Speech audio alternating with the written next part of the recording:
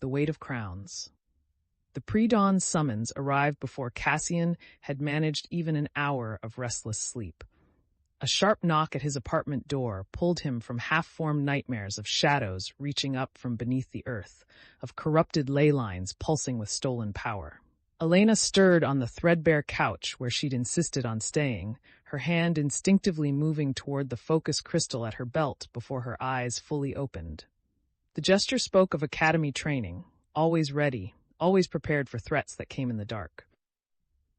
"It's just a messenger," Cassian said, though his own heart hammered against his ribs.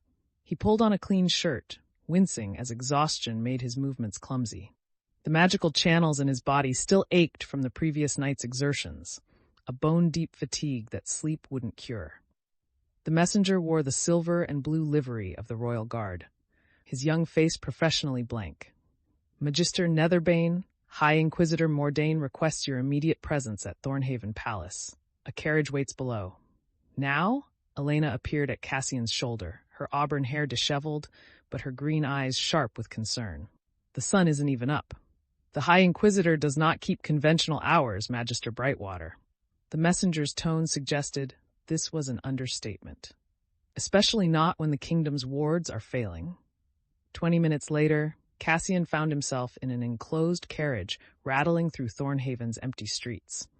Elena had insisted on accompanying him despite his protests, and the messenger had raised no objection. Through the carriage windows, the city looked different in the gray pre-dawn light. Ancient stone fortresses casting long shadows across modern glass towers, subway grates exhaling steam that mingled with the faint shimmer of ley line energy visible only to trained eyes. The palace dominated Thornhaven's center, a sprawling complex where medieval battlements merged seamlessly with contemporary architecture.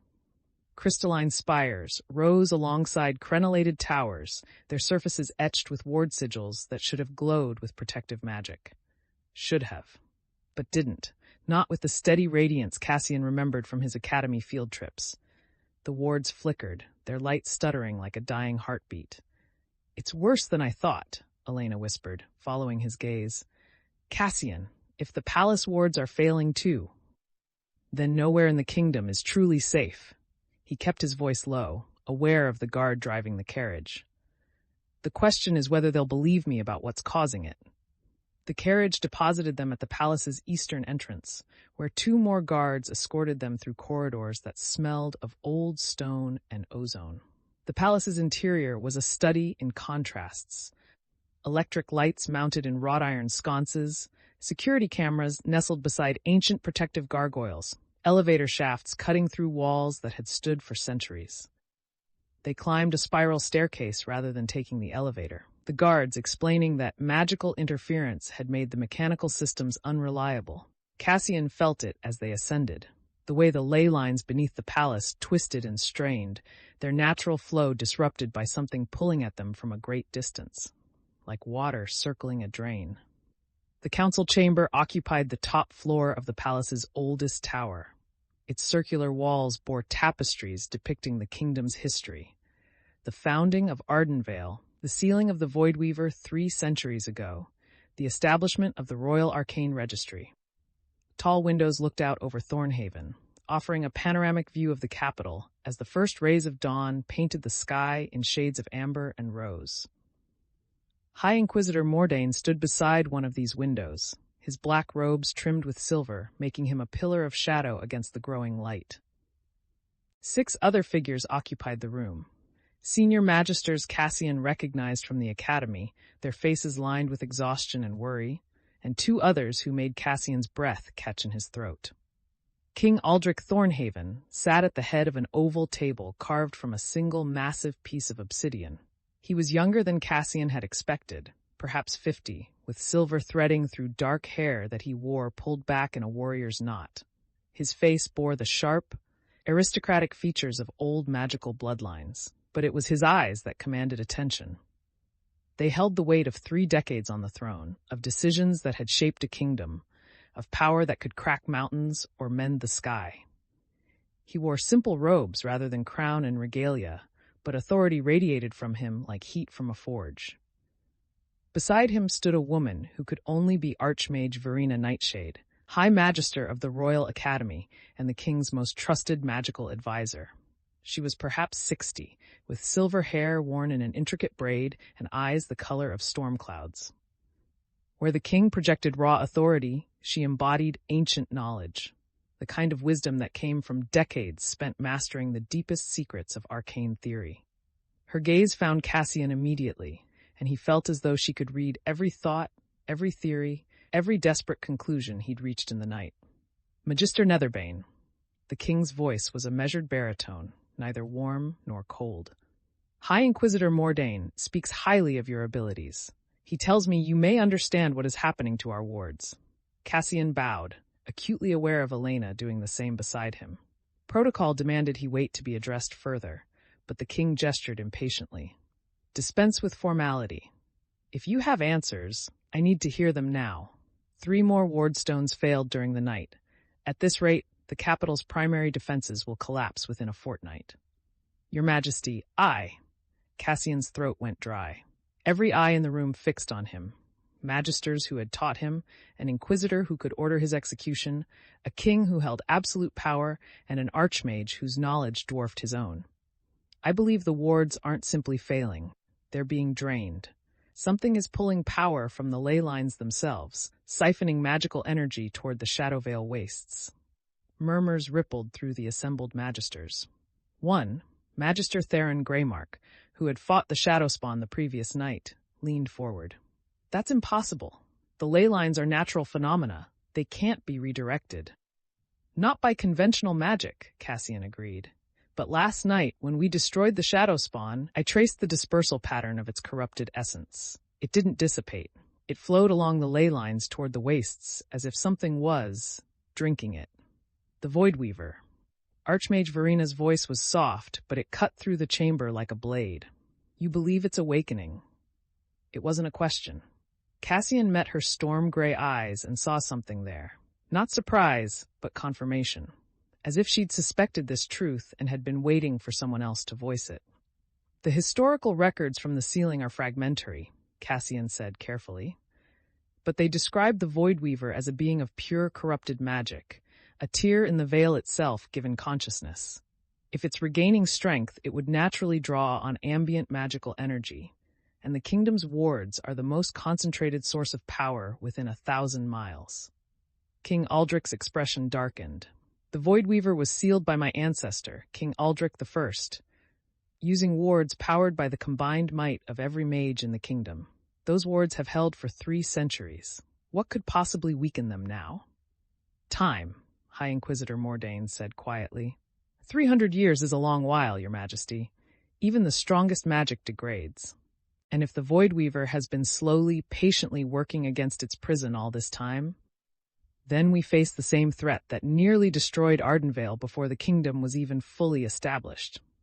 The king rose, moving to the window to look out over his capital. How do we stop it? The silence that followed was suffocating. Cassian felt Elena's hand brush his, a brief touch of support and warning. They both knew what came next. What answer lurked in the forbidden texts he'd been studying?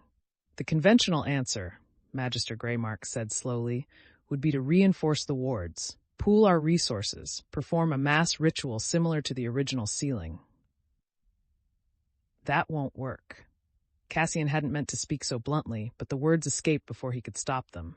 I'm sorry, Magister, but the original sealing required hundreds of mages working in perfect synchronization. We don't have those numbers anymore. Magical bloodlines have thinned over the centuries. And even if we did, the Voidweaver is stronger now than it was then. It's had 300 years to study its prison from the inside, to understand the magic that binds it. Then what do you propose? The king turned from the window, and Cassian saw something frightening in his eyes. Not anger, but desperation. A ruler watching his kingdom slide toward catastrophe and grasping for any solution. Cassian took a breath. This was the moment, the precipice. The wards are failing because they're being drained externally. But what if we could disrupt that drain? Strike at the Voidweaver itself? Damage it enough to break its hold on the ley lines? You're suggesting an offensive action. Archmage Verena stepped forward, her expression unreadable. An attack on the Voidweaver while it's still partially sealed. That would require penetrating the Shadowvale wastes, breaching the original ward prison, and confronting a being of immense corrupted power. Yes, Cassian said simply. That's suicide, Magister Greymark said flatly. The wastes corrupt everything they touch. No one who enters returns unchanged, if they return at all. The alternative is waiting here while our defenses crumble and the Voidweaver breaks free at full strength. Cassian heard his voice rising and forced himself to speak calmly. At least this way, we face it while it's still weakened, still partially bound. And what would you use to fight it? High Inquisitor Mordain's question was soft, almost gentle. What magic could possibly harm a being that feeds on magical energy itself? The trap was sprung. Cassian felt it close around him, saw understanding dawn in Elena's eyes as she realized where this conversation had been heading all along. Mordain knew. The Inquisitor had already guessed what Cassian would suggest, what desperate solution lurked in forbidden texts. The same thing that was used to seal it originally, Cassian said quietly. Anathema-class magic. The kind that doesn't just channel power, but transforms it, corrupts it in ways that can fight corruption itself. The chamber erupted. Magisters shouted over each other, their voices rising in outrage and fear. Only 3 people remained silent. King Aldric, who watched Cassian with unreadable eyes, Archmage Verena, whose expression suggested she'd expected exactly this, and High Inquisitor Mordain, who looked almost sad. You speak of forbidden practices, the king said, his voice cutting through the chaos like a blade through silk. Magic that has been prescribed for good reason. Magic that corrupts the soul of anyone who wields it. I speak of the only weapon that might work, Cassian replied. Your Majesty, I've studied the fragmentary accounts of the original sealing.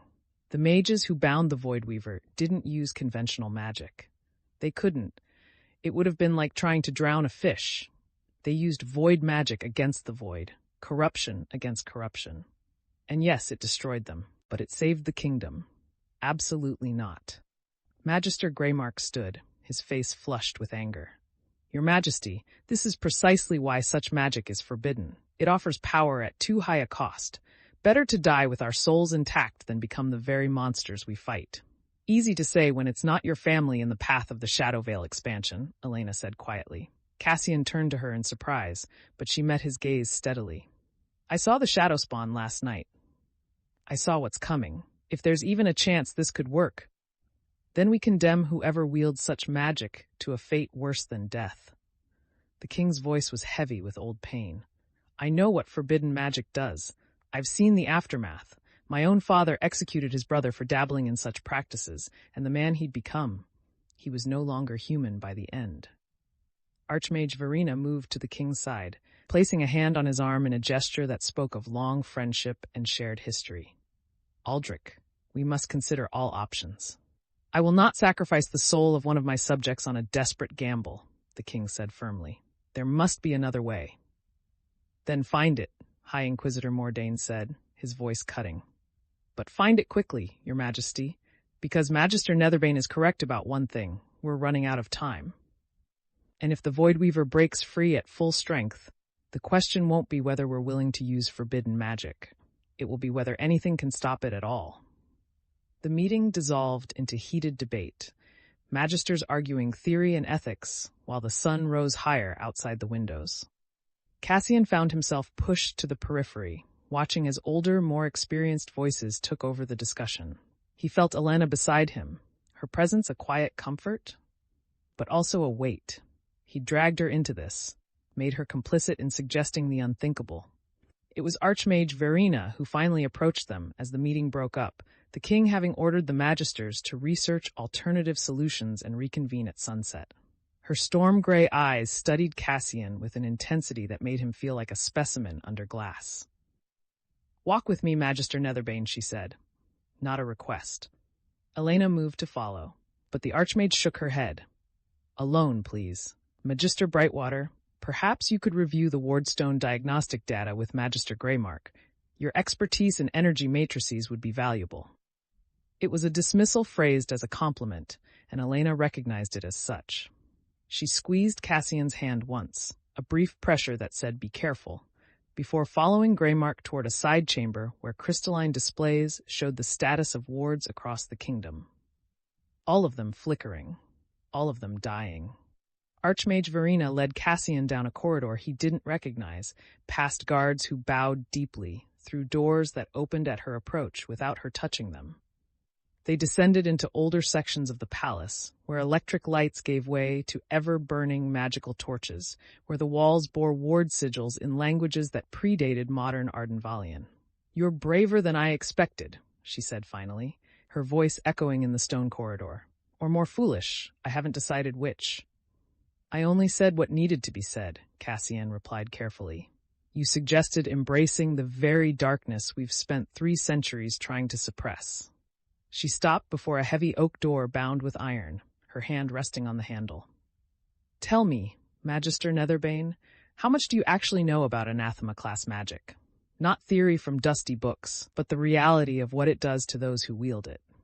"I know it corrupts," Cassian said. "I know it leaves marks on the soul that never fade. I know the historical accounts describe mages who used such power becoming twisted versions of themselves, losing their humanity piece by piece. And yet you would advocate for its use." "I would advocate for survival, Archmage, for giving the kingdom a fighting chance." Verena studied him for a long moment, then opened the door. "Come. There's something you need to see." The room beyond was small, almost a cell. A single window admitted gray morning light, illuminating walls covered in cramped handwriting, formulas, diagrams, desperate calculations in a script that grew increasingly erratic toward the end. And in the center of the room, a simple bed where a skeleton lay in rotted robes, its bones stained black as coal. "This was the chamber of Magister Aldric Thornhaven," Verena said softly. "The king's great-great-uncle, a brilliant theorist who believed, as you do, that forbidden magic might be controlled. That one could wield corruption without being consumed by it. He locked himself in this room to study anathema-class practices in isolation, thinking he could master them safely." Cassian stared at the blackened bones, at the writing that covered every surface. He could make out fragments, spell formulas that made his eyes water to read, theories about binding void magic to human will, calculations about the cost of power measured in pieces of soul. "How long did it take?" he asked quietly. 3 months. By the end, he was no longer human. The guards could hear him screaming, though whether in pain or ecstasy they couldn't say. When they finally broke down the door, they found this, and his final words written on the wall behind you. Cassian turned. The writing there was larger, carved into the stone itself with what might have been fingernails. A single sentence in a script that seemed to writhe if he looked at it too long. "The void does not serve. It consumes." "This is what you're proposing," Verena said. "Not a weapon, but a poison that kills wielder and target alike. And you think you can control it because you're clever, because you're desperate, because you believe the stakes justify any risk." "I think the alternative is watching the kingdom fall," Cassian said, though his voice shook. "I think doing nothing is its own kind of death." "Perhaps." Verena moved to the window, looking out over the palace grounds. "Or perhaps there's a reason the Voidweaver was sealed rather than destroyed. Perhaps some forces are too dangerous to confront directly, and our ancestors understood that wisdom." "Then what do you suggest?" "I suggest you be very careful, Magister Netherbane, because there are eyes on you now. The king's, the inquisitors, mine. And if you choose to walk the path you're contemplating, there will be no turning back." The first use of anathema-class magic creates a soul bond. It marks you, changes you, and every subsequent use becomes easier, more tempting, until you can't remember why you ever resisted. She turned from the window, and Cassian saw something in her eyes he hadn't expected. Not condemnation, but understanding, almost sympathy. "I'm not forbidding you," she said quietly. "I'm not even discouraging you, though perhaps I should. I'm simply ensuring you understand the price. Because if you do this, if you delve into forbidden magic to fight the Voidweaver, you may save the kingdom. But you'll lose yourself in the process. And I need you to decide, here and now, whether that's a trade you're willing to make." Cassian looked at the blackened skeleton, at the desperate writings on the walls, at the final warning carved in stone. He thought of Elena, of his dreams of becoming a respected magister. of the life he'd imagined before shadow spawn and failing wards and ancient evils stirring in the dark. Then he thought of the Shadow Veil expanding, of the corruption spreading mile by mile, of Thornhaven consumed by darkness, and everyone he'd ever known twisted into nightmare versions of themselves. "If I don't try," he said slowly, "if I choose safety over risk, who will? How many people die while we search for a perfect solution that doesn't exist?" "Many," Verena admitted. "But that's not your question, is it? Your real question is whether you can live with yourself if you do nothing, and the answer, I think, is no." She moved to the door, pausing with her hand on the frame. The Royal Archives contain texts that are officially forbidden but kept for historical reference. Section 7, subsection 12. The wards there will respond to your magical signature. I'll see to it. What you do with that access is your choice. "You're helping me," Cassian said, stunned. "I'm ensuring you have all available information before making a decision that will define the rest of your life, however long that may be." Her expression was unreadable. "The king will never authorize the use of anathema-class magic. His father's execution of his own brother left scars that run too deep. But if someone were to act independently, out of desperate necessity, to save the kingdom despite official prohibition..." She left the implication hanging in the air between them. "That's treason," Cassian said. "That's sacrifice," Verena corrected. "The kind that doesn't come with parades or monuments. The kind where you become the villain in the official histories because the truth is too complicated for simple narratives. But you'll know what you saved. And sometimes that has to be enough." She left him alone in the chamber with the blackened bones and the warning carved in stone. Cassian stood there for a long time, feeling the weight of the choice settling onto his shoulders like a physical thing. He could walk away, return to his apartment, to Elena, to the life he'd built. Let others find solutions while he stayed safely within the bounds of acceptable magic. But the ley lines beneath his feet still pulled toward the Shadow Veil. The wards still flickered and failed. And somewhere in the dark, something ancient and terrible was waking up hungry. Cassian left the chamber and made his way toward the Royal Archives, each step feeling like a descent into depths from which he might never return.